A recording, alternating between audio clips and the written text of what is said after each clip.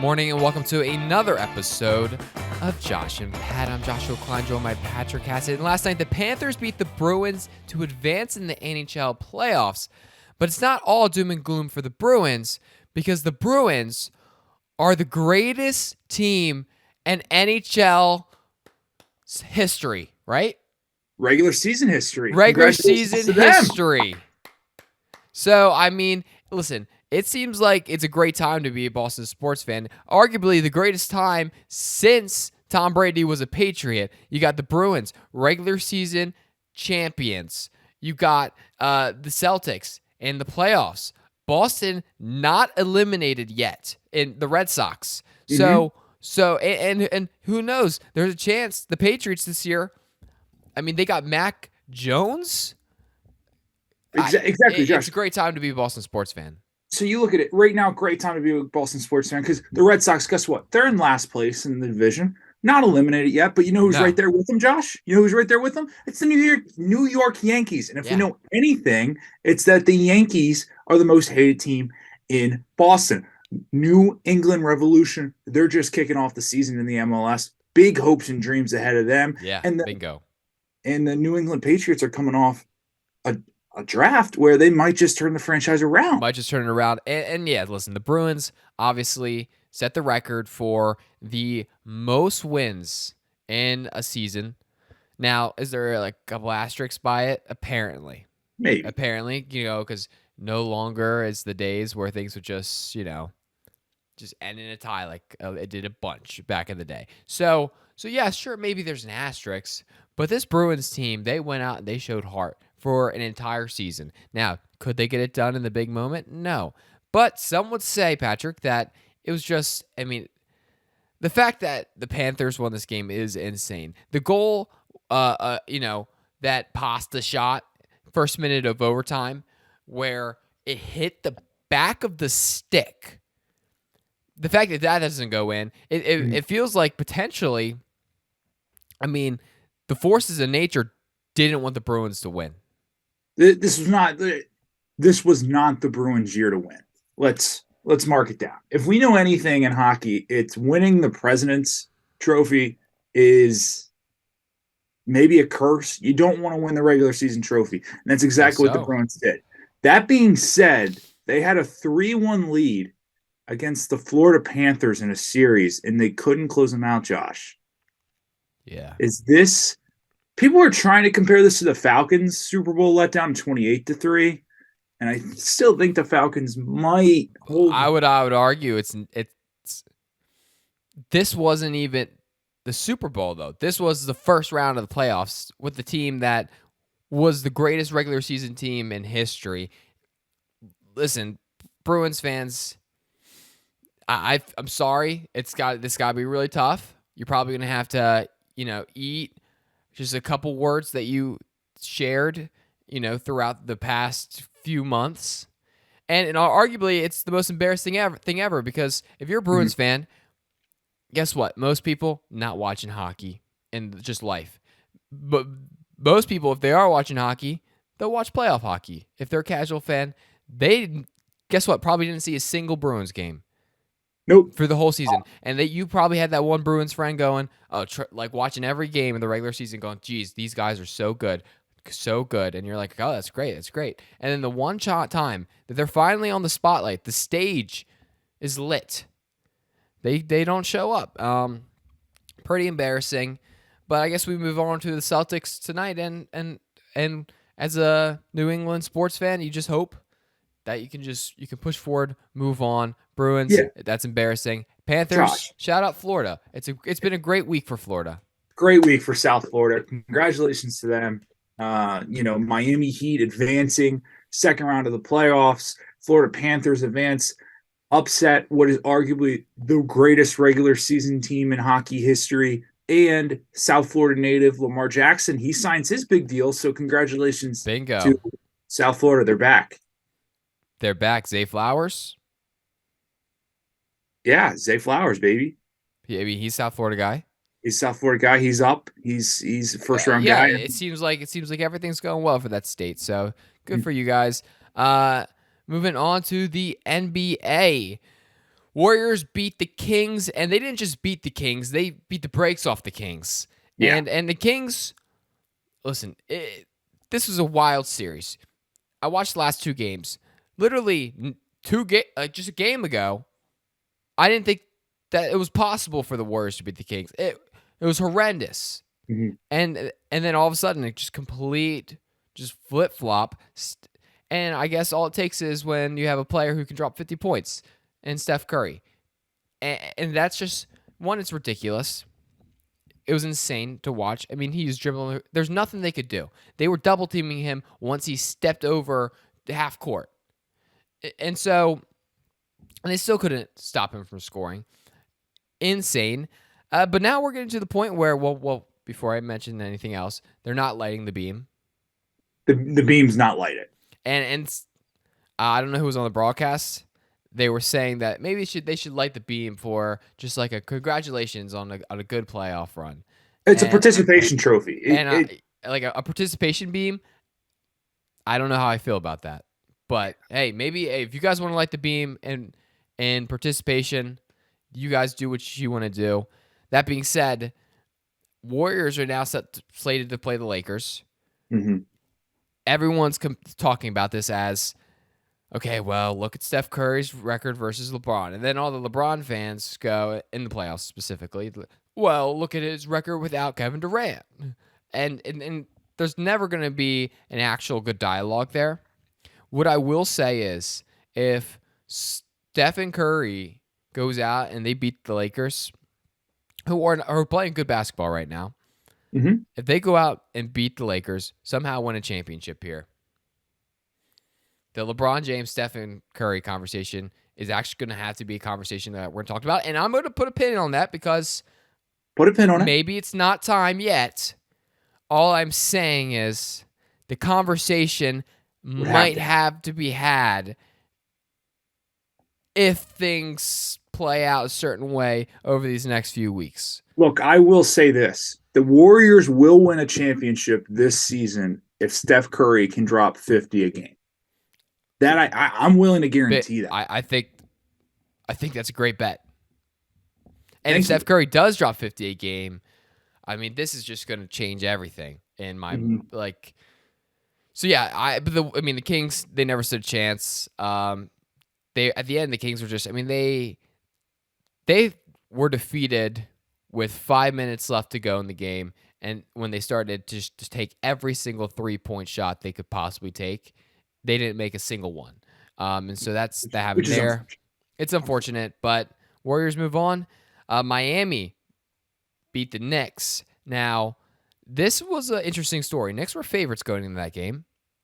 Miami, they show out. They say, "Hey, Knicks, there's a reason that you haven't been in the playoffs or haven't done anything in the playoffs." And the existence of like any single person born in 2000.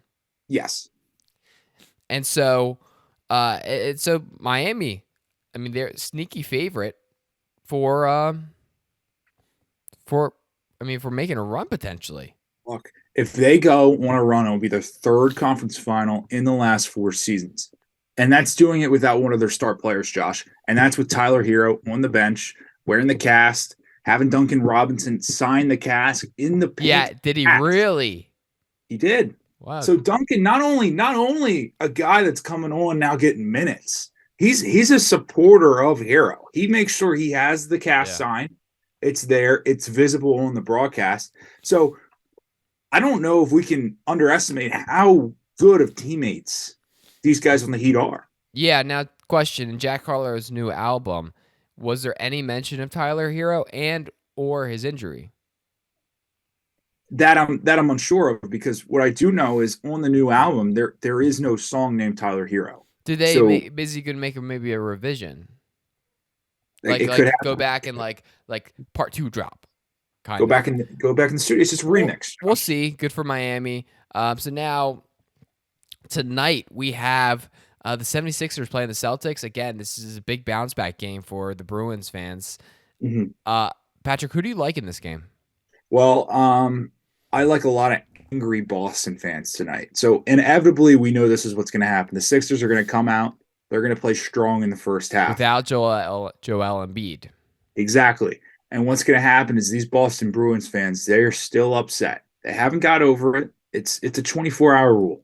And 24 hours isn't enough time by the time this game starts. They're going to be mad. They're going to be booing. They're going to take their frustration out on guys like James Harden. And James Harden, all he wants to do, we all know he probably just wants to be at the strip club or, just relax and just having a good time. Extracurricular activities. Exactly. And instead, he's getting booed in Boston. That's not what he wants to happen. So we all know inevitably what's going to happen is the Celtics will win tonight. Bruins fans will be like, oh, yeah, guess what? It's Celtics year. But we'll back up. The Celtics were taken to 6 games by a team called the Atlanta Hawks, which, Josh, I don't know if you're aware of their game or not, but they are bad. They're bad. They can't be bad. They have Trae Young. They're average. How about that? Considering their last 100 games, they've been within a game of 500. So, look, I think the Celtics get the win tonight. Sixers don't have Embiid, and I think that's what it comes down to, Josh. Man, I agree. Now, question. Now, this might be just like sports show talk. If you're like Jason Tatum and you're sitting there and you're watching that Bruins game, and then all of a sudden, Bruins lose,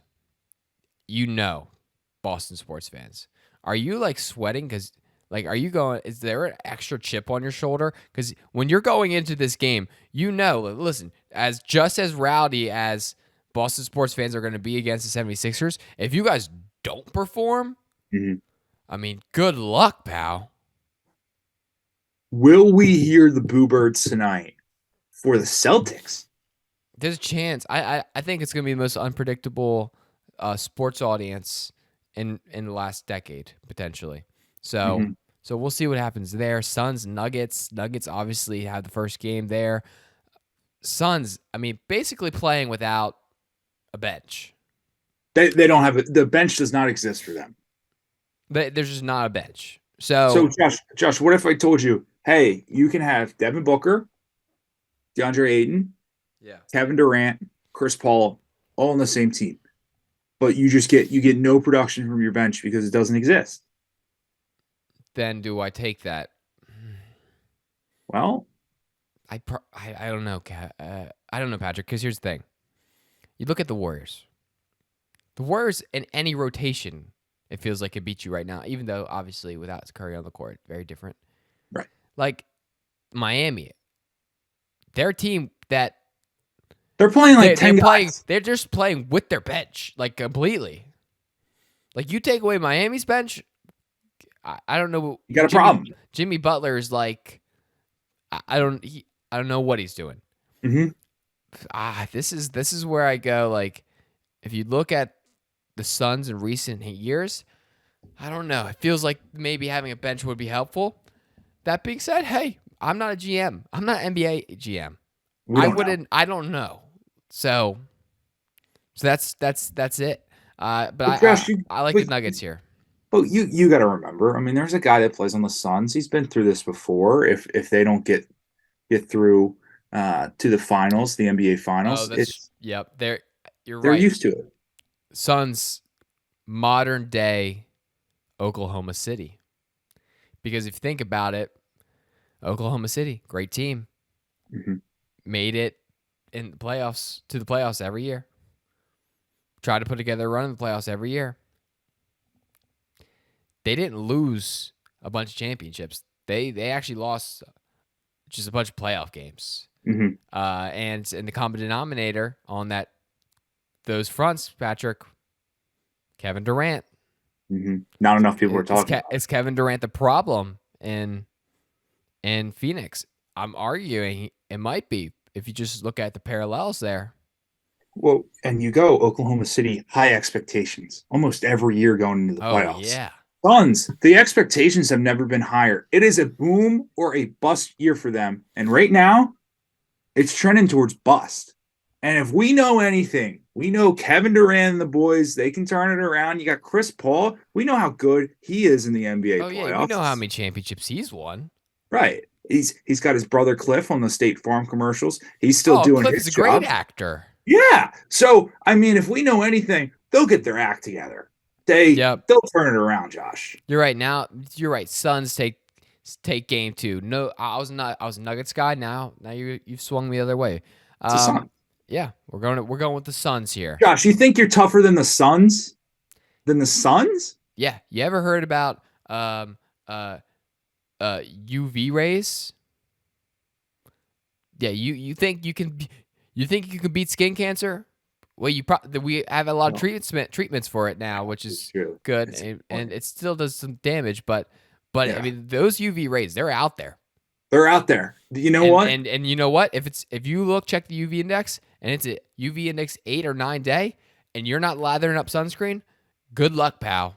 And guess what, Josh? If there's one thing I know, it's they're playing in Denver tonight, and Denver is very high in elevation. So what does that mean? Closer to the sun. Yep. Bingo. We're on the same page. Cool. Moving on to the NFL. The Eagles basically just drafted the Georgia Bulldogs. And Patrick, this is an interesting topic for you because as a Georgia Bulldog, you're a Georgia supporter. As just a normal, decent human being, you're an Eagles hater. So how does this kind of play into effect? And are we basically saying that the 2023 Georgia championship team was basically just an NFL team? No. Here's what I can tell you about the Eagles. Had an NFL quarterback. They drafted 2 Georgia players in last year's draft, in the 2022 draft. Jordan Davis, their first-round pick. Josh, you know how many snaps he played in that Super Bowl? Has to be a lot. He was a first-round pick, right?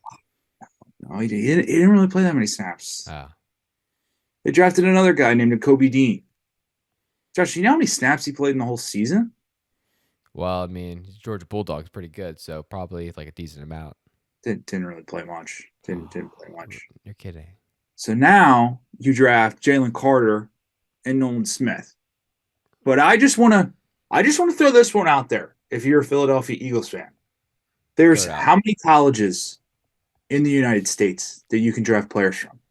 What if I told you, oh, we're just going to draft players from one college? We don't need to look outside for all of them. We're going to narrow our focus only on one college because there's no way there's other guys out there that could just be just as good or even competitive. There's no way. There's only one college you guys can get from. So you're thinking that maybe the Eagles got caught up in the flashing lights. They saw the shiny objects and they didn't do their due diligence because of how good Georgia was. As you know, they haven't lost a game in 2 years, and they're like, oh man, just look, these guys have to be the best. Yeah, and I mean, don't get me wrong, Georgia guy. I mean, Jalen Carter, Nolan Smith, they're talented. Don't get me wrong, but isn't it better to keep all options open and not just draft from the same school? I mean, all options open would probably give you a bigger player pool for sure. Yeah. But they're drafting the character guys with Jalen Carter and Nolan Smith. And Nolan Smith. Yeah, so basically they know what they're looking for. They know what they're looking for. So good for the Eagles. Good for the Bulldogs. Bulldogs this year. They've lost a lot of players. You know what I'm not a fan of, Josh, is all of this Philadelphia Bulldogs stuff. It's like, no. Just because you have like 5 guys on your team that are from Georgia, that does not mean you're the Philadelphia Bulldogs. If we actually kind of broke down every team by how many Alabama players are on every single roster from the last 10 years, we could just rename the NFL the Crimson Tide. So, but we're not doing that, Josh. We're not doing that. So I don't know why. You're right. We gotta put an end to that, Patrick. And also, my only thing is if you're going to call yourself the Philadelphia Bulldogs, how about you actually play the Georgia Bulldogs that you drafted instead of sit them on the bench? It's development, Patrick. It's a process, Patrick. It's a process. Well, because we all know how well the process has worked for the Sixers. You got to trust it. It's a Philadelphia thing because we know that it always ends up in a championship. Bingo. It will. Moving on. Will Levis finally was drafted Friday night. Now he had a rough Thursday, to say the least. I don't know I don't know who told him to show up. That was tough. But he gets drafted. Mike Vrabel gives him the ring. He says, "Hey, listen, there's no chip on your shoulder. You are thankful." He's not saying we're glad to have you. He's telling Will Levis, "Hey, you're thankful that we drafted you. That's your attitude." And is Mike Vrabel basically confirming everything that we thought about Will Levis' character issues? Or is he maybe psychic and he actually knows? Mike Vrabel coached Tatum. He went up and was like, "You're better than us, son. You're better than this. So turn it around, and for us, you're going to figure it out because your talent is too good." Well, his draft reaction of like just screaming, that kind of just didn't that feed into everything that everyone thought about him. Not saying that he did, but did it not? Well, if I know anything, I know what Colin Cowherd thinks, and he doesn't like his quarterbacks cocky. And you know what he thinks of Will Levis? Cocky. I bet you Will Levis is the kind of guy who would wear a hat at a press conference, not just a regular hat, backwards hat. Yep. You know what Cowherd didn't like? He didn't like Levis showing up, no sleeves, showing off the biceps. He doesn't want that in his quarterback. He talked to executives. They didn't like it either. Yep. That's a no-go. And he just has to understand. Will Levis, hey, we'll see what happens. Patrick, Josh, I'm just gonna. I have to bring this up. I'm not gonna. Rarely on the show where will we toot our own horn. mm-hmm. We're tooting it today because we basically 100% called Will Levis to the Tennessee Titans. Now, did we get it right when it would happen? No. But we got it right. And so now what we said was maybe they bring in Will Levis to light the fire inside Malik Willis, and it seems like there's a chance that can play out completely. Josh, we're not wrong. You drafted a second-round quarterback. He's not going to necessarily have to start day one. So now you bring in Malik Willis, and Malik goes, "I got a guy over my shoulder. I got to show up and perform." Because if we know anything, we know that Kentucky and Liberty are two football universities in this country, right? Yeah. So you're going to have them duke it out on the field to see who can possibly just even get the backup job to Ryan Tannehill. Yeah. And then when you finally hand out whatever that backup job is, you're going to know, you're going to be confident you have the right backup in and that he's been tested by fire. And that's what you want in a good backup. So good for the Tennessee Titans. They went from having A.J. Brown, Derrick Henry, to having Derrick Henry potentially, maybe, potentially, and that's about it. So they really did some great GM work there, and we're proud of the Titans.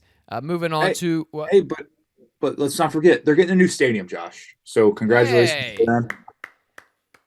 Gonna build it right next to the Oriole Stadium, or I hear Peter Angelos, he might do it. Do you think the new Oriole Stadium, if they ever make one, is just gonna like, you know how when like a concert happens at a stadium, they have to retrofit the stadium for the concert? Do you think they're just gonna build this one specifically for concerts, and then like when they have to play a baseball game, then they'll be able to have like a portable like field that they like roll out? Yeah, they'll probably they'll change it. You got to understand that they're going to build it it's a concert specific stadium. It's a concert stadium, but that can hold baseball games. Yes. Mm-hmm. And that's just smart business. Well, we all know concerts are the priority. So you got to, hey, it's 2023. Business is booming. We're heading in a new direction. Taylor Swift Eras Tour, killing it. Morgan Wallen Tour, killing it. Well, other than an Ole Miss, Oxford, that didn't go well. Yeah. People didn't like him not singing. People said, "I paid to see Morgan Wallen sing. I'm going to see him sing." Hey, you know what the one issue is for a singer? Is if you can't sing. And it's like, that's like... It's like if Morgan Wallen lost his voice, right? And then somehow made the quickest voice recovery of all time, but then couldn't sing, that would have been a real issue. And Patrick, I want to tell you, very similar storyline in baseball happening, because Bryce Harper has made the quickest recovery in Tommy John surgery history, and we're very excited to have Bryce Harper back. Hey, it's a former 2-time MVP, and you won it with the Nationals, won it with the Phillies. He's coming back to join a World Series roster from last year. But Josh, one issue. What's that? He can't throw. Oh, jeez. So and, yeah, Patrick, he can't throw the baseball right now. That's like fastest home ever built. Doesn't have a roof. And it's like, great, like we're happy to have you here. It's awesome, but we can only do so much. Now, what if he just goes out there, not throwing, right? Just starts like batting like 400, just hitting home runs left and right. Will he ever see the field again? I don't know. We don't know. Is Bryce Harper just a full-time DH now? Forever. Is that what his career has come to? It might be. Josh, and they're talking about, because if we know one thing, I know there's two things an outfielder needs. He needs his legs to run after a baseball. Yeah. And he needs his arm to throw the baseball back in. Bingo. So they said, you know what? Let's see if Bryce Harper can be a first baseman. But last time I checked, Josh, still needs your arm as a first baseman. Probably. Do you think that maybe pitchers see this model now, and when pitchers inevitably have to have Tommy John surgery, which basically, if you're a pitcher and you haven't had Tommy John surgery, it's like, I mean, at this point, you're like up on the trend, because it's trendy to get it. Yeah, you're like, I don't know how that's possible. Do pitchers just go, you know what? I'm a hitter now. Are we gonna see? I mean, the biggest uptick in pitchers hitting that we've ever seen. Everybody's going, I'm a two-way player. Coach, feed me, put me in. Yeah, that's awesome.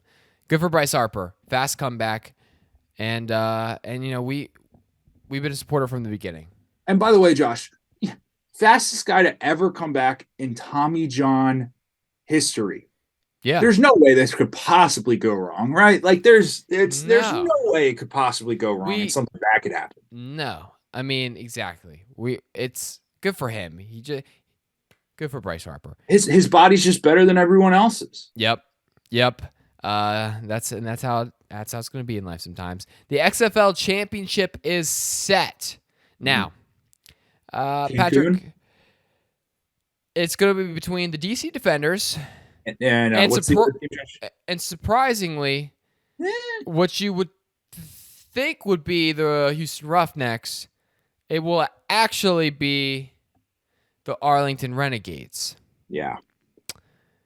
Now, Patrick, tough time down there in Houston right now, isn't it? It's tough. And I'm just going to say this. Your dozens of fans down there. Hey, here's what I'll say. It's time to clean house. Houston, if you were part of the Roughnecks organization, get ready. And I hope that you were very visible. Your contribution was very visible, because it is time to get things and reset. Because sure, we thank you for your service, but this relationship's over. It's over. I listen. No, gone are the days of parading around, celebrating the 2020 championship that we never won. AJ Smith gotta go. We get it. You've been there since the beginning. At one point, you were the only undefeated OC in XFL history. Great. I'm not even gonna hold. We don't have a quarterback. For some reason, we're starting McDonald, or are we leaving him in the game over Silvers when they both suck? But when McDonald's clearly not getting the job done, why aren't we giving Silvers a shot? I mean, what was that decision? I mean, don't ask me, Josh. I'm not Wade a rough. Phillips, a defensive guy, right? Patrick, isn't that what everyone says? That's what I know. He won a Super Bowl as a defensive Yeah, coordinator. we couldn't stop a team that scored scored a max of 2 touchdowns every game for the season. They never scored more than 2, and we let them score like 4. That seems like an issue. So it's time to But Josh, figure things out. who makes these decisions to clean house? Like, is The Rock getting on the phone? Because I'd argue he's got bigger problems. He's got 4 teams that didn't make the playoffs that he's got to make changes for. You're right. I'm just going to throw my hat in the ring here. Throw it in. I want to be president of football operations for the Roughnecks. I don't need to be an owner. Rock, if you want to keep your ownership, Say you'll do it for free. what? I'll do it for free. And I'll do it for free. Because I care about this organization. Mm-hmm.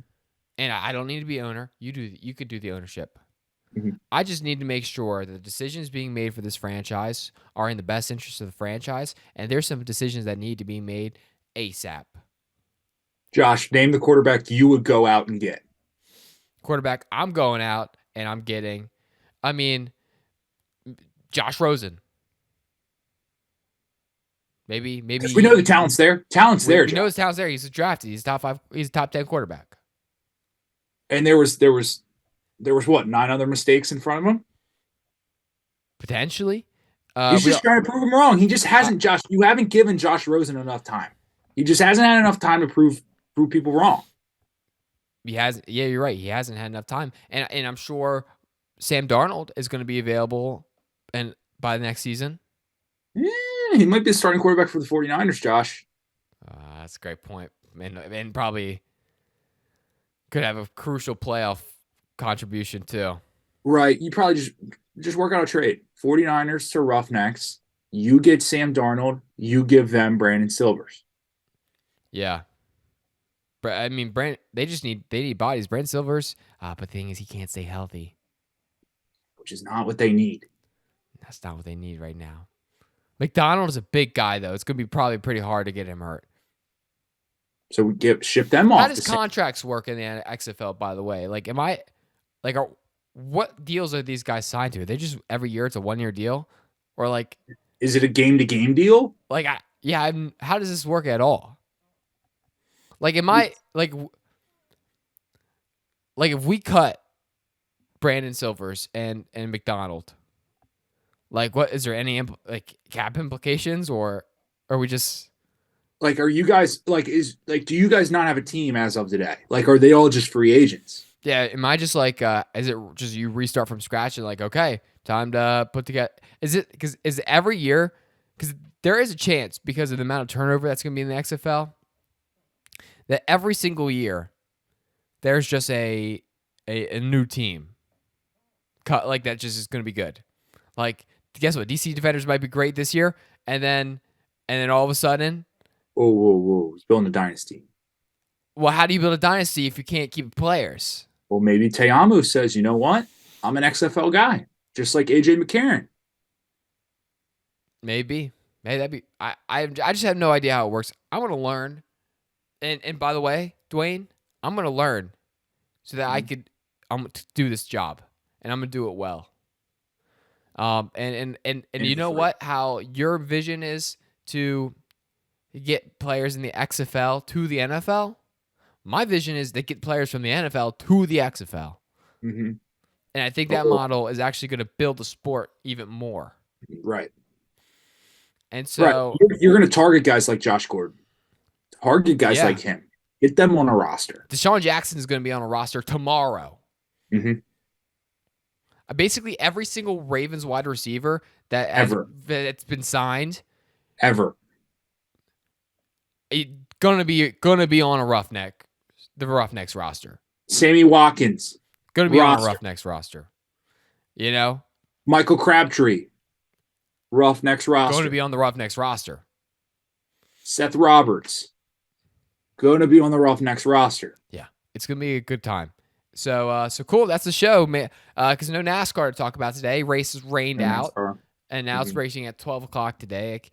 Well, because Josh, we know everybody's available on Monday at 12 o'clock. So yep, it's a great time to Fox. I'm sure is thrilled that to broadcast the race at 12. And hey, to all the people out there at work, if you schedule your 9 to 5 right, you take your lunch at the right time, you might be able to catch the first 30 minutes of it. Yeah, because we all know Monday's the new Sunday, Josh. Yeah, it's exactly. And it's, May 1st. Welcome to the new calendar month. Let's go have ourselves a great month here. And if you're still listening to this part of the episode, make sure you DM us at Picks and Pancakes to get not only a free mug, Patrick, because I know we've talked about it. You can also win a $10 McDonald's gift card. Yeah, this is not a joke. You think about how much stuff you can get. Make sure you guys go to picksandpancakes.com to read everything that's happening in sports. And we're going to see you Friday for another episode of Josh and Pat. Patrick, did you tease the gift card at the end of the last episode? I didn't hear. I believe we did. Hey, also shout out Mr. Jack Casey. Jack Casey, yeah, for filling in there, getting in the seat. Good stuff. Anyway, you guys have a wonderful day.